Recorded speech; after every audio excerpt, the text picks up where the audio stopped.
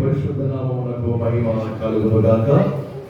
మీ అందరికీ ప్రభువు యేసుక్రీస్తు నామములో శుభములు కలుగునుగాక. Praise the Lord, praise the Lord. చాలా సంతోషం అండి. ఈరోజు దేవుని సన్నిధిలో మనం ఉండే భాగ్యం మన దేవుడు ఇచ్చాడు. అందుని బట్టి సంతోషంగా రెండు చేతులు పైకెత్తి గట్టిగా స్తోత్రం చేద్దాం. హల్లెలూయా, హల్లెలూయా.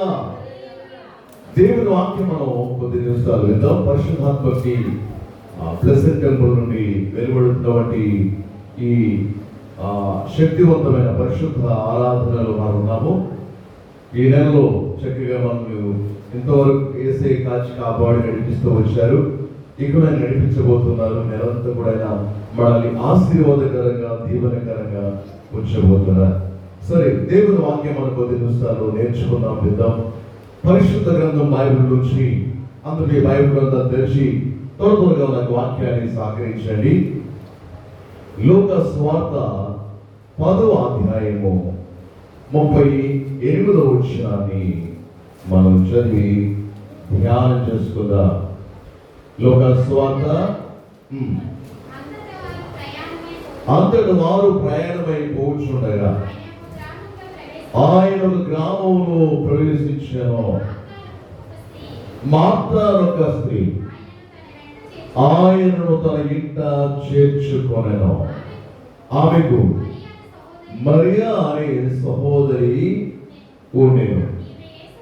ఈమె యేసు పాదముల యొద్ద కూర్చొని ఆయన బోధను వినుచుండెను. మార్తా విస్తారమైన పని పెట్టుకొని పెట్టుకున్న చేత తొందరపడి ఆయన ఎత్తుకు వచ్చి, ప్రభువా, ఇదిగో నాతో కలిసి పని చేయటకు నాకు సహకరించడానికి నా సహోదరిని ఇదిగో నన్ను విడిచిపెట్టినందుకు, నీ దగ్గర కూర్చున్నందుకు, నా దగ్గర లేనందుకు, పనిలో లేనందుకు, నీ దగ్గరే ఉన్నందుకు నీకు చింత లేదా? నాకు సహాయం చేయమని ఆమెతో చెప్పుమనెను. అందుకు ప్రభు ఏమన్నారు? మార్తా, మార్తా,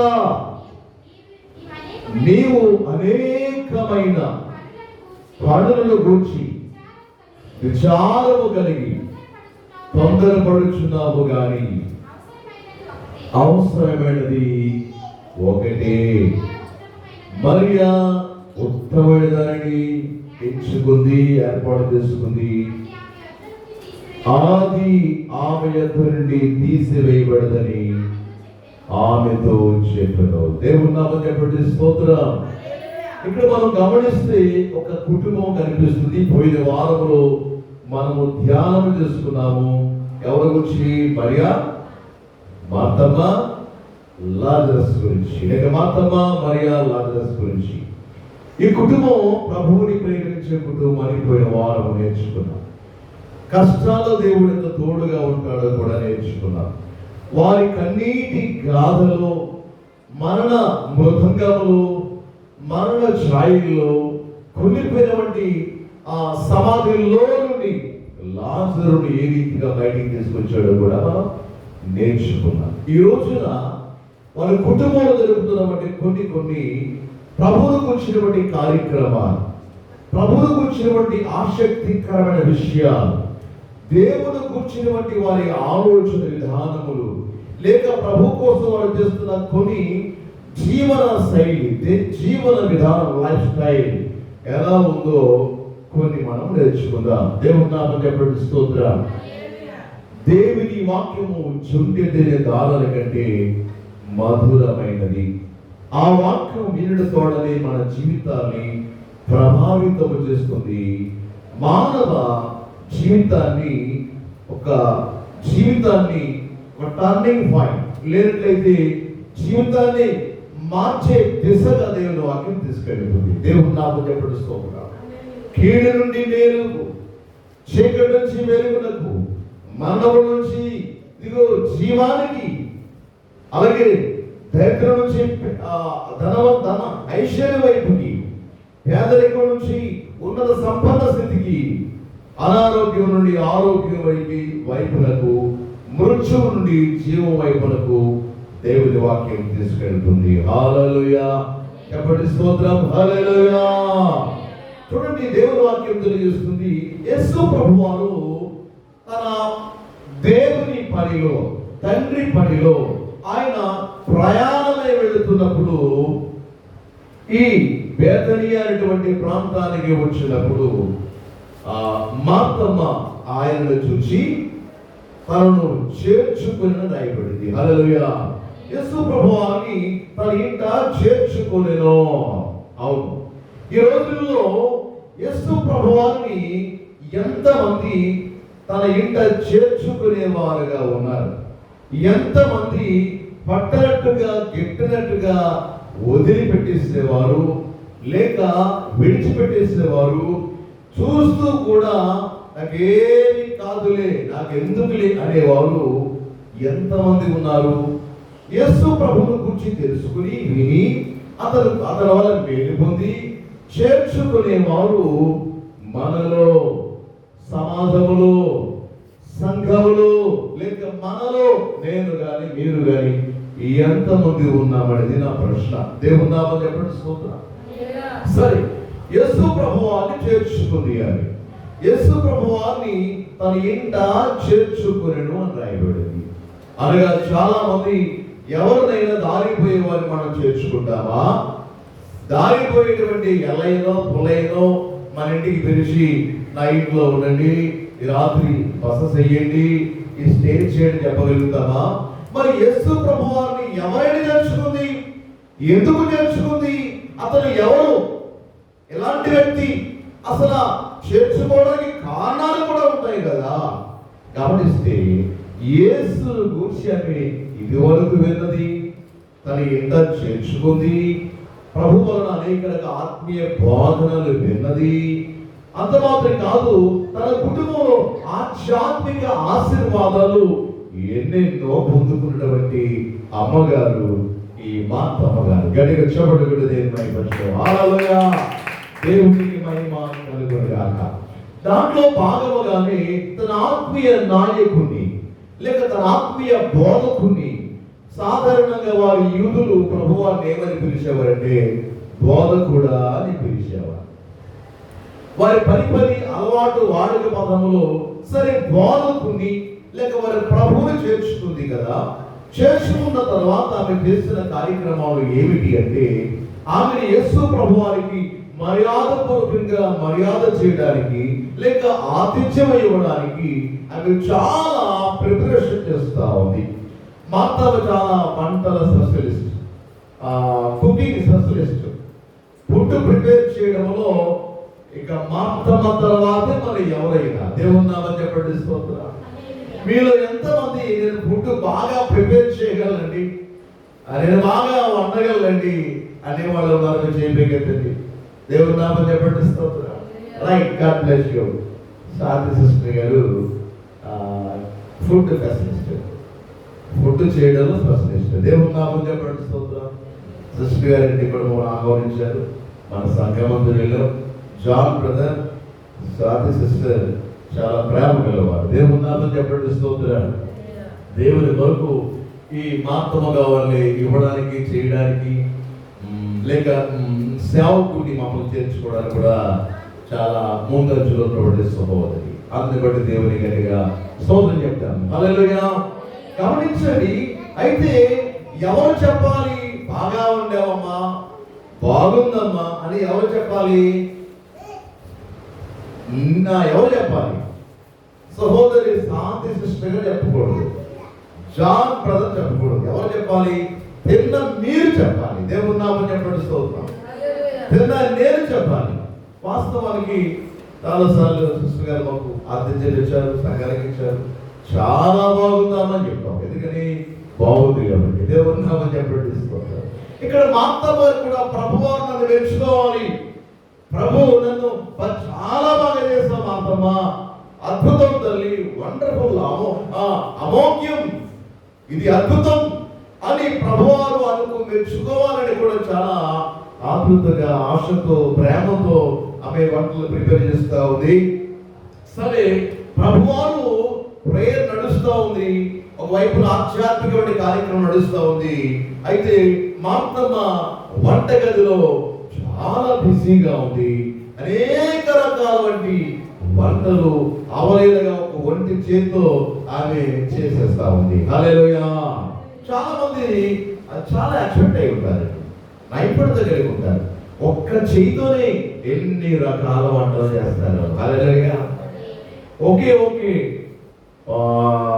ఒక్క సహోదరి ఎన్ని రకాల వంటలు చేస్తారు. రాజమండ్రిలో ఒక తల్లి ఉన్నారు, ఆమె పేరు త్రివేణి గారు. చాలా మంచి పేరు. సాధారణంగా ఎంతమంది ఉండే పేర్లు? త్రివేణి. త్రీ అంటే ముగ్గురు వేణులు. హల్లెలూయా. ఆమె నేను ఎప్పుడు వెళ్ళినా, నన్ను ఆహ్వానించిన అనేక రకాల వంటలు చేస్తాయి. వాళ్ళ బెడ్రూమ్ నాకు అప్పగిస్తారు, ఏసీ పెట్టి ఒక విశ్రాంతి తీసుకో, సేవలో ఎంతో విరామం లేక తిరుగుతుంది. నన్ను కొడుకు అంటారు, నా పెద్ద కొడుకు అయ్యా, నీకేం కావాలని అడగదు. ఎన్ని రకాలు చేస్తుందో దేవుని నామం చెప్పండి. స్తోత్రం. నన్ను కానీ అమ్మగారిని కానీ పిల్లలకి అంతా వెళ్ళినా ఎంత ప్రేమగా చూసుకుంటారో అని. ఆమె ఎందుకు అంతగా చూసుకుంటారంటే మా వల్ల చాలా మేలు పొందుకున్నారు అమ్మగారు. ఎన్నెన్నో మేలు పొందుకున్నారంటే డబ్బులు ఇచ్చేమని కాదు, నేను డబ్బు ఆత్మీయంగా మేలు పొందుకున్నారు అమ్మగారు. దేవుని నామం చెప్పండి. స్తోత్రం. వారి బిడ్డల విషయంలో, భర్త విషయంలో, వారి గృహ విషయంలో, వారి ఆధ్యాత్మిక విషయాల్లో ఎన్నో మేలు పొందుకున్నారు. పొందుకోవడమే కాదు, వదిలిపెట్టలేదు. కొందరు పొందుకొని వదిలేస్తారు కృతజ్ఞత లేకుండా. అమ్మగారు అయితే ఎప్పటికీ ప్రేమిస్తూనే ఉంటారు. ఎన్ని రకాలు చేస్తారో ఇక నేను చెప్పలేను. నేను చెప్పానంటే మేము కూడా వస్తామండి అయ్యారంట. దేవుని నామం చెప్పండి. అందుకని మీకు చెప్పట్లేదు అండి. హల్లెలూయా. చాలా బాగా ప్రిపేర్ చేస్తారు. ఈ అమ్మగారు లాంటి వాళ్ళు చాలా మంది మన సంఘంలో ఉన్నారు. శాంతి సిస్టర్ గారి పేరు చెప్తాను అనుకోతాను, అమ్మగారి పేరు చెప్తాను అనుకో, శ్రీవరి గారి పేరు, ఎందరో ఉన్నారు మనం ప్రేమించేవారు. సరే, ఇక్కడ ఈ మార్తమ్మ గారు కూడా చాలా అద్భుతం చేస్తారు. అందుకని ప్రభు ఆమె ఏమి ఇబ్బంది పెట్టలేదు. దేవుని నామం చెప్పండి. యేసు ప్రభు వారికి కూడా భోజనం అంటే చాలా ఇష్టం. వాళ్ళ సార్ అంటారు యూదుల మత నాయకులు, మీ బోధకుడు తిని తాగి వెళ్ళిపోతాడయ్యా అని చెప్పారు. ఎవరు? యూదులు యేసు ప్రభు గురించి. అందుకే ప్రభు అంటాడు ఒకసారి బాధపడి, మనుష్య కుమారుడు తిండిపోతూ అతను లేక రకరకాల తిండిపోతూ లేక మద్యపానీయు లేక రకరకాలని అనుకుంటున్నారు కదా. మద్యపాని అంటే ప్రభు ఏదో వైన్ తాగడం పోతు, ఫ్రెష్ జ్యూసే. హల్లెలూయా. దొరదగినటువంటి చక్కని తాజా జ్యూస్, ద్రాక్ష రసం కావచ్చు, లేకపోతే పళ్ళు రసాలు కావచ్చు. యూదుల ఆచార ప్రకారం వాళ్ళకి కొన్ని నియమాలు ఉంటాయి కదా, ఆతిథ్యం ఇస్తారు కదా, అట్లా. అందుకని అతను మమ్మల్ని తిండిపోతూ అని అనుకుంటున్నారని మీరు దేవుని నామం చెప్పండి. అంటే సుప్రభు మంచిగా భోజనం చేస్తారు. ఆయనకున్న పరిధిలో, ఆయనకున్న లిమిట్ని బట్టి ఆయన మంచిగానే భోజనం చేస్తారు. ఎందుకంటే ఆయన మానవ రూపంలో ఉన్నారు కాబట్టి, మనుషులు ఉన్నారు కాబట్టి ఆయన చక్కగా భోజనం చేస్తారు. దేవుని నామం చెప్పండి. స్తోత్రం. అలాగని ప్లేట్లు కంచాలు లాగించేస్తానే అనుకోవద్దు కదా. ఎంత తిన్నా అంతే తింటారు ఆయన మన ఆశీర్వాదం కొరకు. దేవుని నామం చెప్పండి. స్తోత్రం. అందుకని మార్తమ్మ గారిని ఆయన ఏమి ఇబ్బంది పెట్టలేదండి. హల్లెలూయా. మార్తమ్మ గారిని ఆయన ఏమి ఫ్యాన్ వేసుకోండి. మార్తమ్మ గారిని ఆయన ఏమి ఇబ్బంది పెట్టలేదు. దేవుని నామం చెప్పండి. స్తోత్రం. చాలా అద్భుతంగా ప్రిపేర్ చేస్తూ ఉంది, తయారు చేస్తూ ఉంది. ఆ సమయంలో ఇక్కడ వాక్యం నడుస్తూ ఉంది. వంటగదిలోనికి వాక్యం వినబడతా ఉంది. అలాగని అప్పట్లో సౌండ్ సిస్టమ్ ఉందా అనుకోవద్దు. అప్పుడు ఉన్నటువంటి సదుపాయాలు అప్పుడు ఉన్నాయి. దేవుని నామం చెప్పండి. స్తోత్రం. యేసు ప్రభు వారు కొండ మీద ఉండి ప్రసంగం చేస్తున్న ఎంతమంది ఉన్నారనుకున్నారు? దగ్గర 5,000 మంది పురుషులే వినేవారు. ఇక్కడ స్త్రీలు అయితే దగ్గర 15,000 నుంచి 80,000 మంది ఉండేవారు. ఇక పిల్లలైతే దగ్గర వాళ్ళు ఒక 10,000 మంది ఎంతో మంది ఉండేవారు. దగ్గర 30,000 40,000 మంది యేసు ప్రభు వారి వాక్యాన్ని వింటుండేవారు. ఆయన కొండ మీద ప్రసంగం. దేవుని నామం చెప్పండి. స్తోత్రం. హల్లెలూయా. అందుకని ఆయన అప్పట్లో ఏంటి ఆ కొండలు రీసౌండ్, ఆయన వాయిస్ ఎంత బాగా వినబడేదో అందరికి. ఇప్పుడు ఇది పిఏ సిస్టమ్ వచ్చేది. కొంతమంది పాస్టర్ గారు వాకింగ్ చెప్పేటప్పుడు అబ్బాయి సౌండ్ పెంచు, ట్రిపుల్ తగ్గించు, బేసీ పెంచు, లేక అది పెంచు ఇది పెంచు అని చాలా సౌండ్ ఆపరేటర్కి ఇబ్బంది పెడతా ఉంటారు. దేవుని నామం చెప్పేస్తూ ఉంటారు. ఇక గాయకుడు తినాలంటే గాయకుడిది చెప్పక్కర్లేదు, అది పెంచు ఇది పెంచు అది తగ్గించు ఎక్కువ పెట్టు అది పెట్టని ఆ సౌండ్ ఆపరేటర్కి ఇబ్బంది పెడతా ఉంటారు. దేవుని నామం చెప్పేస్తూ ఉంటారు.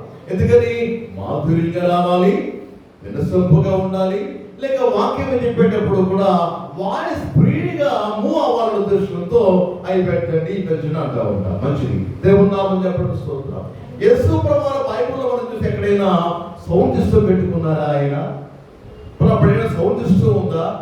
లేదు. కానీ ఆయన వాక్యము ఎన్ని వేల మంది ఉన్నా కూడా అందరికీ చేయాలి, వినబడేది. చెప్పండి స్తోత్రం. ప్రభువారి వాయిసే అంత అద్భుతమైనది. ఆయన మాటలు విన్నవారు, ఆయన బోధలు వింటున్నవారు ఇంకా వినే కొలది వినాలి, ఎన్ని గంటలైనా అనేటువంటి భావన ఆసక్తి వాళ్ళు ఉంటుంది. సరే, ప్రభువారు మాట్లాడుతుంటే మరియమ్మకు వాక్యం చెప్తున్నారు. ఆయన మరియమ్మకి వాక్యం చెప్పట్లేదు. మార్తమ్మ కూడా వంటగదిలో వింటా ఉంది, ఆమె కోసం కూడా వాక్యం వెళుతూ ఉంది, వినబడుతూ ఉంది. అయితే మరియమ్మని ఇబ్బంది పెట్టట్లేదు, అలాగని మార్తమ్మని ఇబ్బంది పెట్టట్లేదు. ఆమె చేసే పని ఆమె చేస్తా ఉంది, ఈమె చేసే పని ఈమె చేస్తా ఉంది. కాబట్టి దేవుడు చేసే పని దేవుడు చేస్తున్నాడు. బోధకుడుగా వాక్యాన్ని బోధిస్తా ఉన్నాడు. దేవుని నామం చెప్పండి స్తోత్రం. సరే, వాక్యం విస్తారముగా వెళ్ళిపోతా ఉన్న సందర్భంలో చాలా మంచి అద్భుతమైన వాక్యము, చాలా వాక్యములో లోతైన అనుభవంలో బోధిస్తున్న సందర్భంలో ఆకస్మికంగా పరిగెత్తుకొని వంటగది నుంచి అంటుంది, ప్రభువా నీకు చింత లేదా, బాధ లేదా? అదిగో నేను చేసినటువంటి పనుల్లో నా సహోదరు కూడా సహాయం చేయమని ఆమెను పంపించు అని మార్తమ్మ అడుగుతుంది, వేడుకుంటుంది. ప్రభు ఏం చెప్పినప్పుడు మార్తా ఆమె మార్తా మార్తా కంగారు పడకు. దేవుని నామం చెప్పండి స్తోత్రం. నీవు అనేకమైనటువంటి పనులు పెట్టుకుని, విస్తారమైన పనులు పెట్టుకుని కంగారు పడుతున్నావు, మమ్మల్ని కంగారు పెడుతున్నావు. నువ్వు కంగారు పడుకు, నువ్వు చేసే పని నువ్వు చేయి. దేవుని నామం చెప్పండి స్తోత్రం. మరియమ్మ చేసే పని మరియమ్మ చేస్తుంది, నేను చేసే పని నేను చేస్తున్నాను. నువ్వు కంగారు పడవద్దు. అయితే నువ్వేం చేస్తున్నావు? అనేకమైన పనులు కల్పించుకున్నావు. దేవుని నామం చెప్పండి స్తోత్రం. అంటే అనేకమైన పనులు కల్పించుకోవచ్చు. ఎప్పుడు? సమయము, సందర్భం ఉంటుంది. హల్లెలూయా. ఆ సమయంలో, ఆ సందర్భంలో నువ్వు ఉండవచ్చు. కానీ కొన్ని విషయాల్లో ఎన్ని పనుల్లో ఉండాలో కూడా మనం అర్థం చేసుకోవాలి. హల్లెలూయా.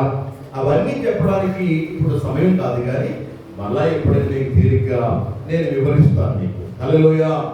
దేవుని వాక్యమును చూస్తే మనము చూడండి, దేవుని వాక్యము నుంచి ఏం చేయాలి? మనము అనేక పనులు పెట్టుకోవచ్చు. పని చేస్తే కదా, మనం కష్టపడితే కదా జీవనోపాధి గడిచేది, ఫ్యామిలీ గడిచేది. వంట చేస్తే కదా వంట చేస్తే కదా అమ్మ ఇంట్లో పిల్లల భర్త తినేది. వంట చేయొద్దని కాదు, వంట చేయకూడదని కాదు, అక్కడ అన్ని పనులు చేయాలి. దేవుని నామం చెప్పండి స్తోత్రం. కొన్ని వేల మంది, లక్షల మంది సభలో మరి ఎలా వాళ్ళకి భోజనం పెడతారు? ఓసన్న మినిస్ట్రీ గుడారాల పండుగ, బైబిల్ మిషన్ వాళ్ళు పెట్టినటువంటి కార్యక్రమాల్లో కొన్ని లక్షల మంది అటెండ్ అవుతుంటారు. ఇన్ని లక్షల మందికి భోజనం ఏర్పాటు చేస్తారు. అక్కడ ఏదో పంచపరిమాణాలు అక్కడ వండేస్తారని కాదు, కానీ ఒక సాంబారే ఆకులు వేస్తా ఉంటే అది జారిపోతా ఉంటుంది. అయితే దానికోసం వెళ్ళట్లేదు వాళ్ళు, కేవలం వాక్యం మీద బలపడతాం వెళ్తున్నారు. సరే, ఇంతమందికి వంట ఎలా చేస్తున్నారు వాళ్ళు? ఏమైనా రోబో ఉందా, యంత్రం ఉందా? నో, మనుషులే ప్రిపేర్ చేస్తున్న వారు. సంఘ పెద్దలు కావచ్చు, సంఘములో ముఖ్యమైన పాత్ర వహించే వాళ్ళు కావచ్చు, కొన్నిసార్లు దైవజనులు కావచ్చు, దేవుడు సేవకురాలు కావచ్చు, ఎవరైనా ఏమైతే ఏమి అక్కడ ఎలా ప్రిపేర్ చేస్తారండి? ఒక పక్కన సభ జరుగుతూ ఉంటే, ప్రజలు వాక్యాన్ని వింటూ ఉంటే, బోధించే బోధకులు వాక్యాన్ని బోధిస్తూ ఉంటే, కొందరు చేస్తా పక్కనే వారు భోజనాన్ని ప్రిపేర్ చేస్తూ ఉంటారు. దేవుడు నామం చెప్పడుతూ అంటే ఈ వాక్యం వాళ్ళకి వినబడదా? వాక్యం మిస్ అవుతున్నారా? లేదో. ఆ సౌండ్ ఆప్షన్ లో వారికి వెళ్ళవలసిన వాక్యం వారికి వెళుతుంది. కూర్చున్న వారికి వాక్యం లేదా వీరికి వాక్యం వెళుతుంది. వీరు వాళ్ళు వింటున్నారు, వీళ్ళు వింటున్నారు కాబట్టి వంటలు చేసే వారి బోధకుడు మీరు వచ్చి కూర్చోడయ్యా అని పిలవడు. దేవుని నామం చెప్పండి స్తోత్రం. ఇక్కడ వాక్యం ఎంత అవసరమో ఎంతో కొంత అక్కడ వంటలకు కూడా అవసరమే. దేవుని నామం చెప్పండి స్తోత్రం. అందుకని మార్తను ప్రభువారు కూర్చోరమ్మని పిలవలేదు. హల్లెలూయా. గమనించండి, ఇక్కడ సందర్భానుసారం చెబుతున్నాను, అన్ని విషయాల్లో కాదు ఇది. అయితే మీరు గమనిస్తే అక్కడ మార్తమ్మ అన్నప్పుడు అమ్మలో అనేక పనులు పెట్టుకున్నావు, తొందర పెడుతున్నావు, అవసరమైనది ఒకటి, అది దేవుని వాక్యం. దేవుని నామం చెప్పండి స్తోత్రం. మరియా ఉత్తమైన దాన్ని ఎంచుకుంది, ఆమె ఎత్తు నుంచి అది తీసివేయబడదు. నీవు కూడా ఎంచుకునవచ్చు. ఎంచుకుంటే నీవు తొందర పెట్టావు, ఎంచుకుంటే నీవు కంగారు పడవు. హల్లెలూయా. దేవుని నామం చెప్పండి స్తోత్రం. దీని అర్థం ఏమిటంటే నీవు ఏ పని ప్రభు కోసం పిల్లల నష్టపరుచుకునే అవసరం లేదు. దేవుడికి ఇవ్వాల్సినటువంటి సమయంలో దేవుడికి ఇవ్వాలి. ఆదివారం వంట చేసుకోవడం చెప్పట్లేదు, భోజనం చేయొద్దని చెప్పట్లేదు, చికెన్, ఫిష్, మటన్, బిర్యానీ చేయొద్దని చెప్పట్లేదు. అన్ని పనులు తెలుసు, కానీ దేవుడికి ఇవ్వాల్సినటువంటి సమయాన్ని దేవుడికి ఇవ్వండి. హల్లెలూయా. దేవుడి కొరకు చేస్తున్నటువంటి కార్యక్రమాలు దేవుడి కోసం చేయండి. అవసరమైన దేవుని వాక్యము కాబట్టి అవసరమైన దాని కొరకు మీ సమయాన్ని దేవుడి కొరకు తత్పరముగా కేటాయించండి అని అర్థం. దేవుని నామం చెప్పండి స్తోత్రం. సరే, చాలా మంది పిల్లల్ని మందిరం తీసుకొస్తారు. వాళ్ళ పిల్లలు అల్లరి చేస్తూ ఉంటారు. అంత మాత్రాన పిల్లలు తీసుకురావద్దని వాక్యం చెప్తుందా? పిల్లలు రావాలి, భర్త రావాలి. దేవుని నామం చెప్పండి స్తోత్రం. వచ్చిన తర్వాత ఆ పేరెంట్స్ అమ్మ నాన్న ఏం చేస్తారు? పిల్లల్ని వారు అల్లరి చేయకుండా, ఇబ్బంది పెట్టకుండా, వాక్యానికి ఇబ్బంది రాకుండా, వచ్చిన వారికి ఇబ్బంది రాకుండా వాళ్ళు చక్కగా కంట్రోల్ చేస్తూ ఉంటారు. దేవుని నామం చెప్పండి స్తోత్రం. ఇక్కడ కూడా అంతే. మార్తమ్మ వాక్యం వింటూ అక్కడ పని చేయవచ్చును, వాక్యాన్ని వింటూ ఈ ప్రభువుని సహకరించవచ్చును. ఈలోగా వంట అయిపోతుంది, వచ్చి మళ్ళా మంచిగా పరిపూర్ణంగా మందిరంలో కూర్చుని దేవుడు వాక్యం వినవచ్చును. హల్లెలూయా. అది అన్ని సందర్భాల్లో కుదరదు. దేవుడి కోసం పరిపూర్ణమైనటువంటి సమయాన్ని కేటాయించవచ్చుంది. సరే, సందర్భాలను వచ్చినది చెబుతున్నాను. ఈ లోకంలో మరి ఏ పని చేయకూడదు మనం అంటే పని చేసుకోవాలి, వ్యాపారస్తులు వ్యాపారం చేయాలి, ఉద్యోగస్తులు ఉద్యోగం వెళ్ళాలి. కానీ దేవుడికి ఇవ్వాల్సిన సమయం ఉంటుంది.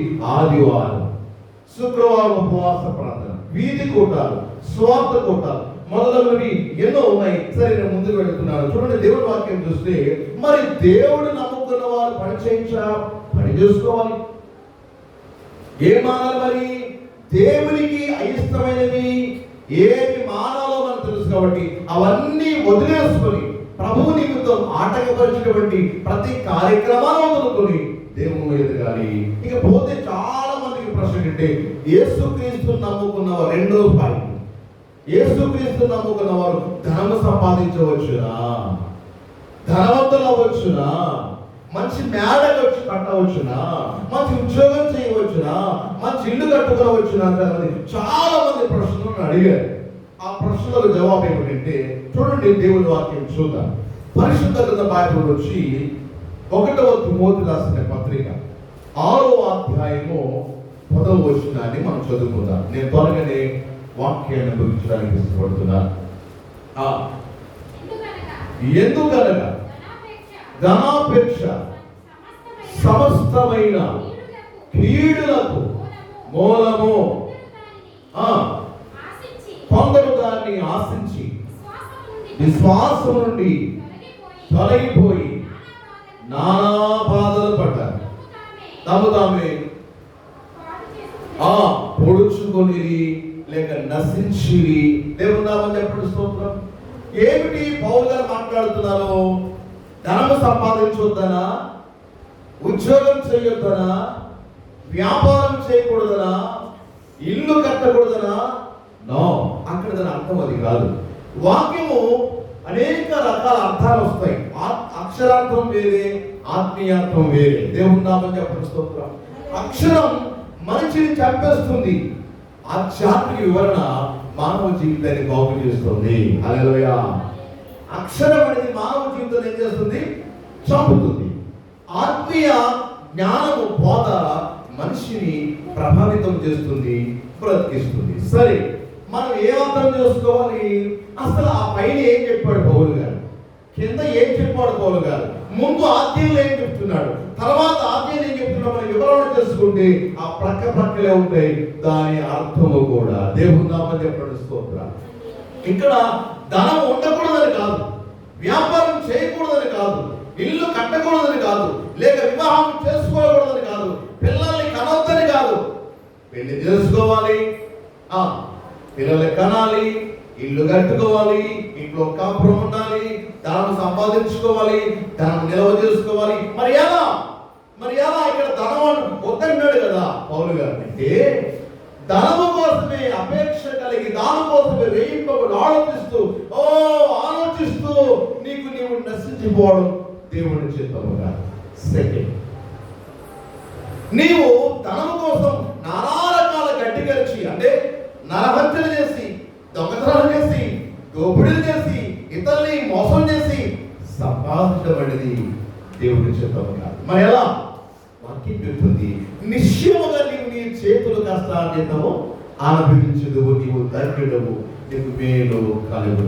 నీకు చేతనైన పని కష్టపడి న్యాయముగా నీతిగా ధనాన్ని సంపాదించుకోమని దేవుని వాక్యం తెలియజేస్తుంది. అసలు ధనం ఎందుకు కావాలి అంటే, నీవు బ్రతకడానికి, నీ భర్తను లేక నీ భార్యను, నీ బిడ్డను పోషించుకోవడానికి ధనం అవసరం కాబట్టి అది నీతిగా ధనము సంపాదించుకోవాలి. అంతేగాని ధనము కోసమే మనము నానా విధాలు బట్టి పనులు, చెడ్డ పనులు చేయకూడదని అర్థం. దేవుని నామం చెప్పడం. అంటే ధనాన్ని పొందగోరి, ధనాన్ని సంపాదించగోరి, నీకు సాధన డబ్బు ఉంది, ఆహారం ఉంది, వస్త్రం, డబ్బులు ఉన్నాయి, చాలు, దేవుణ్ణి స్తుతించు, ప్రభువుని గణపరచు. ఇక దాని కొరకు చెడ్డ పనులన్నీ కూడా చేయకూడదు. మీకు తెలుసు, అనేక మంది జైల్లో ఊసలు లెక్క పెడుతున్నారు, కొంతమంది పొడుచుకొని చనిపోయారు, కొంతమంది తల్లినే చెప్పేస్తారు, భర్తనే చెప్పేస్తుంది భార్య, భార్యనే చెప్పేసి ధనం కోసం ఈ భర్త.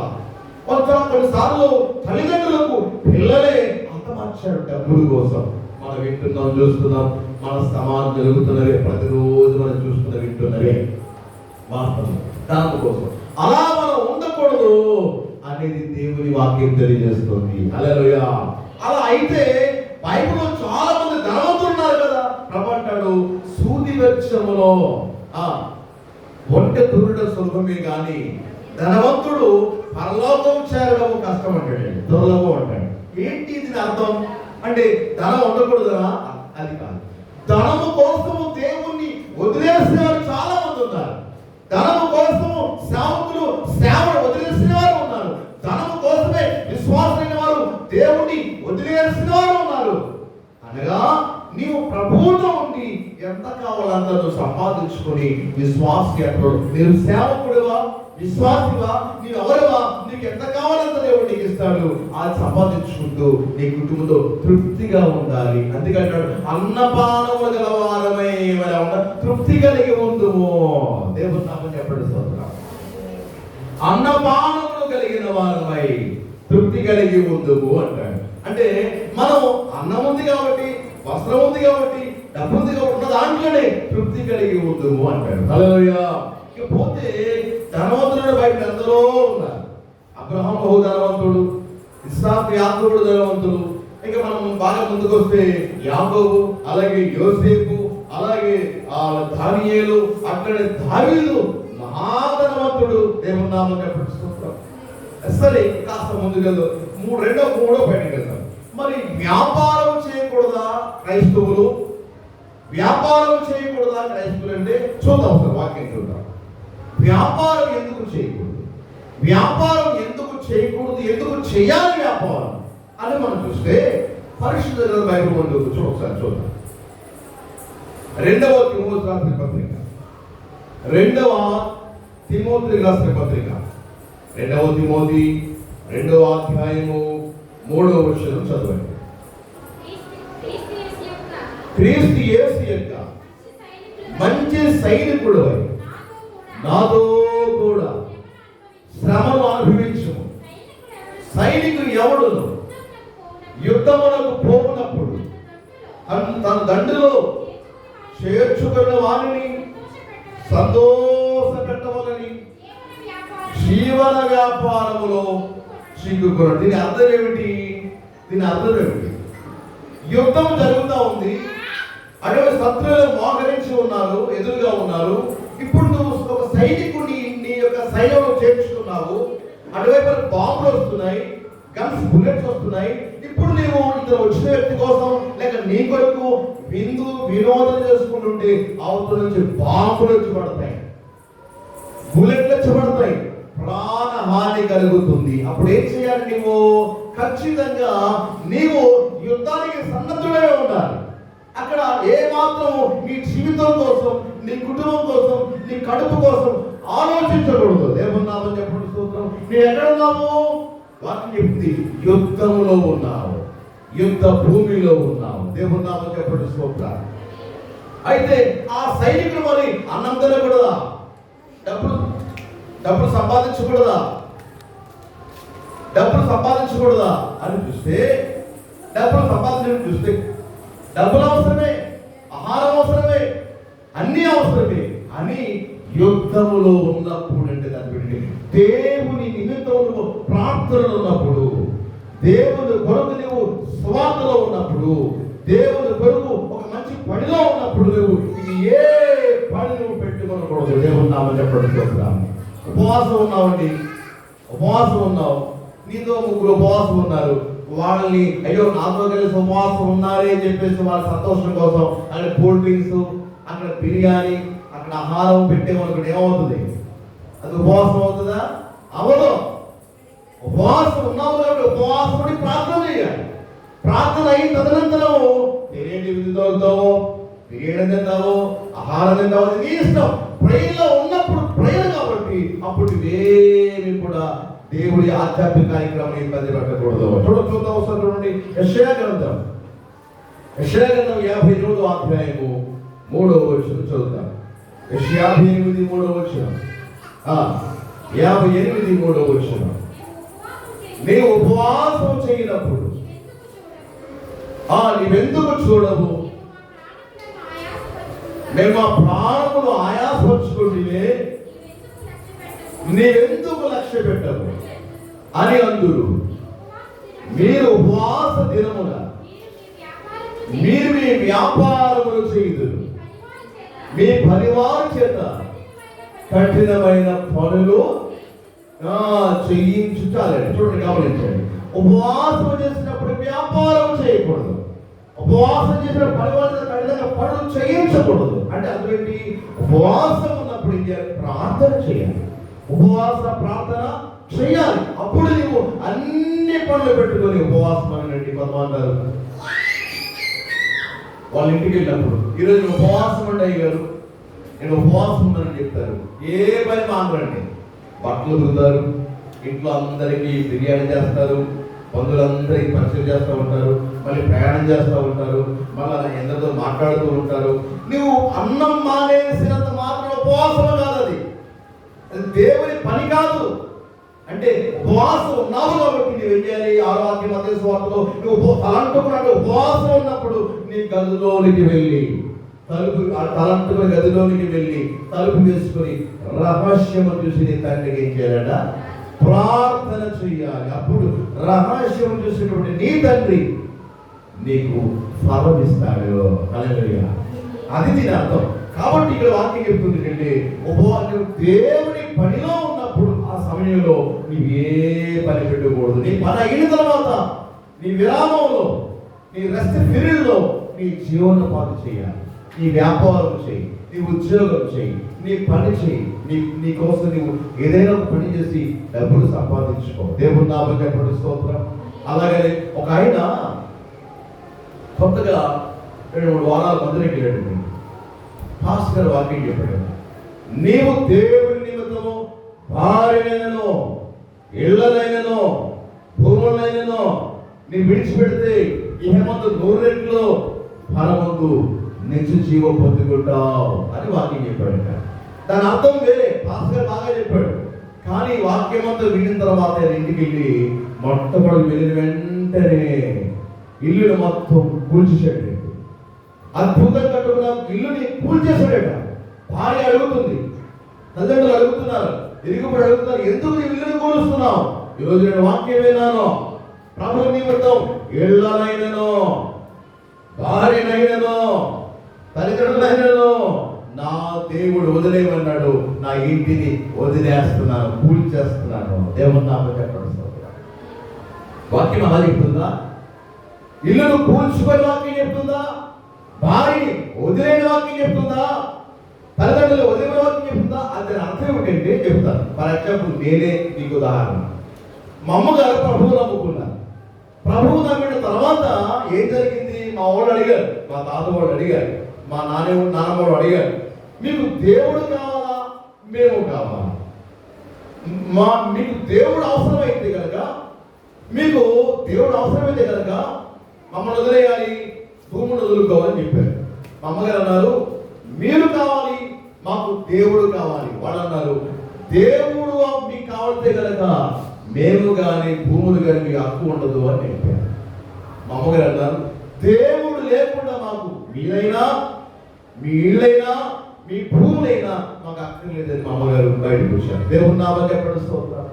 చూడండి, మా అమ్మగారు ఎందుకు వదిలేస్తారు మా బంధువుల్ని, మా ఇళ్ళని, మా భూములు? అంటే ప్రభువు నిమిత్తం. ఎలా? నువ్వు ప్రభువు నమ్ముకున్నావు కాబట్టి నీవు మాతో ఉంటే దేవుణ్ణి వదిలే అన్నారు. దేవుణ్ణి వదిలేస్తే మేము మీతో ఉంటాం. ఆస్తి నీకు ఉంటుంది, ఇళ్ళు నీకు ఉంటాయి. అప్పుడు అన్నది అమ్మగారు, అన్ని కావాలి, మాకు ప్రభుత్వం ఉండాలి. నో, అలా కాదు. బంధువులు ఉన్నారు, మేమేమి ప్రభువేమి కావాల్సి ఉంటే కనుక ఇళ్ళని, భూముల్ని మమ్మల్ని వదిలేసుకోవాలి. అప్పుడు అమ్మగారు బయటకు వచ్చారు. దేవుని నామం చెప్పండి. స్తోత్రం. అది దాని రీజన్. అలాగని ఏదో వాక్యం చెప్తుందని వాయిదాలు వేయడం, ఇల్లుని కూల్చేసుకోవడం, వ్యాపారం మానేయడం, అది కాదు అక్కడ అర్థం. దేవుని పాస్టర్ బాగానే వాక్యం బోధించారు కానీ అర్థం చేసుకోవడంలో సోదరుడికి సరైనటువంటి అర్థం అవ్వలేదు. తద్వారా ఏం జరిగింది తెలుసండి? తర్వాత అబ్బాయి పరిస్థితి, డబ్బులు లేవు, ఇళ్ళు లేవు, అన్ని వదిలేశాడు. భూముల్ని, భార్య, బిడ్డలు వేసుకున్నాడు. పిచ్చోడైపోయి రోడ్లు లేకుండా, బట్టలు లేకుండా తినడం ప్రారంభించాడు. అంటే వాక్యం అలా చేస్తుందా? దేవుడు అలా చెప్పాడా? దేవుడు అలా చేస్తాడా? అర్థం చేసుకోవడంలో తను తప్పుగా అర్థం చేసుకున్నాడు. ఈ రోజు కూడా చాలా మంది తప్పుడుగా అర్థం చేసుకుంటారు. దేవుడు నమ్ముకుంటే ఇల్లు కట్టకూడదా? దేవుడు నమ్ముకుంటే వ్యాపారం చేయకూడదా? దేవుడు నమ్ముకుంటే ఆవుల మేకల్ని పోసి మనము జీవనోపాధి చేయకూడదా? దేవుడు నమ్మిన వాళ్ళని మరి ఎక్కువగా అన్నింటినీ కాపాడుకోవాలి. దేవుడు నామం చెప్పండి. స్తోత్రం. కాబట్టి ఈ రోజున మార్త మరియ గురించి నేర్చుకున్న విషయం ఏంటి? దేవుని పనికి ఏదైతే నీకు ఆటంకం ఉందో ఆ సమయంలో మాత్రం నీవు జాగ్రత్త జ్ఞానముతో ఆ సమయాన్ని దేవునికి ఇవ్వాలి. హల్లెలూయా. రెండు చేతుల పైకి గట్టిగా చప్పట్లు కొట్టండి. కొన్నిసార్లు నీ ఇంట్లో మందిరానికి వెళ్ళినప్పుడు నీకు రావడానికి అనారోగ్యం ఉంది, నువ్వు రాలేని పరిస్థితిలో ఉన్నావు, ఇంట్లో వారు నీతో కూడా మానేయాలని అనుకోకూడదు. నువ్వు రాలేవు కాబట్టి నీవు ఉండు రాలేని పరిస్థితుల్లో. కాబట్టి నీ ఇంట్లో వారిని మందిరికి వెళితే ఆటంకపరచకూడదు. కొట్టండి. కొంతమంది ఏం చేస్తారంటే ఆనందం జరుగుతూ ఉంటే పిల్లలు గుడికి వస్తే ఆ పేరెంట్ వచ్చి ఆ పిల్లల్ని ఏ రకం పట్టుకొని చేయబడి నాకెళ్ళిపోతూ ఉంటారు. వాళ్ళు వచ్చింది సినిమా హాల్లో కాదు, క్లబ్లో కాదు, తీర్థయాత్రలు కాదు వాళ్ళు వచ్చింది. అలాగని నేను ఇంక వేరే అనట్లేదు. మీరు చేసుకోండి, మీ కార్యక్రమం చేసుకోండి, తప్పుగా పట్టదు వాక్యాలు. హల్లెలూయా. వాళ్ళు వచ్చింది దేవుడి జీవన మందిరం వచ్చారు బాగుపడదామని. కాబట్టి ఇక్కడ ఏ నేర్పిస్తుంది వాక్యం? మంచి నేర్పిస్తుంది. అమ్మను ప్రేమించు, నాన్నను ప్రేమించు, నీ ఇంటి వారిని గౌరవించు, పెద్దల్ని గౌరవించు, చెడు తాగొద్దు, చెడు వినొద్దు, చెడు చెయ్యొద్దు, అన్ని విషయాల వాక్యం బోధిస్తుంది. మీ తల్లిదండ్రులకి లోబడి ఉండరా, బాగా చదువుకో, నువ్వు ఉన్నత ప్రయోజకుడవు, గొప్పవాడని వాక్యం చెప్తుంది. దేవుని నామం చెప్పండి. స్తోత్రం. అందుకని నీవు అన్నది ప్రభు వారు మార్త మరియా ఉత్తమమైనది ఎందుకుంది, ఆమె ఎంతది అది తీసివేయబడదు. దేవుని నామం చెప్పండి. శ్రేష్టమైనది ఒకటి, దేవుని ఆరాధించడం, దేవుని పని చేయడం, దేవుని కోసం రావడం, వినడం, ప్రభు కోసం బ్రతకడం. తర్వాత మిగతావన్నీ మనం బ్రతకడానికి, ఉండడానికి ఇల్లు, బ్రతకడానికి ఉద్యోగం, వ్యాపారం, ఎవరు ప్రభువారు ఏ మానేమని చెప్పలేదు. నీ పని నువ్వు చేసుకుంటూ ప్రభువుని ఆత్మ జీవితాన్ని కొనసాగించు, ప్రభు కోసం నీ జీవించు. అలా మరియమ్మ మార్త మళ్ళా సరి చేసుకొని ప్రభువుని కనపరిచింది, ప్రభువుని ఆరాధించింది. ఆ కుటుంబాన్ని దేవుడు ఎంతగానో ప్రేమించాడు, ఆ కుటుంబాన్ని ఆశీర్వదించాడు దేవుడు. హల్లెలూయా. ఆ కుటుంబాన్ని సమృద్ధిలోకి నడిపించాడు. ఎంత ఫలితంగా ఎంత దగ్గరైనంటే మరియమ్మతో కుటుంబం చాలా సన్నిహితులైపోయారండి. చాలా సార్లు పాస్టర్ గారు వాక్యం ద్వారా గదించినా, పర్సనల్గా మాట్లాడినా అంతే. ఎంత మాట వేశారు పాస్టర్ గారు, ఎంత మాట వేశారని గుడికి రాలేక, మందిరానికి రాదు, దారిలో కనబడిన ప్రైజ్ రాడండి చెప్పండి, దేవుడు నామని చెప్పండి, స్తోత్రం.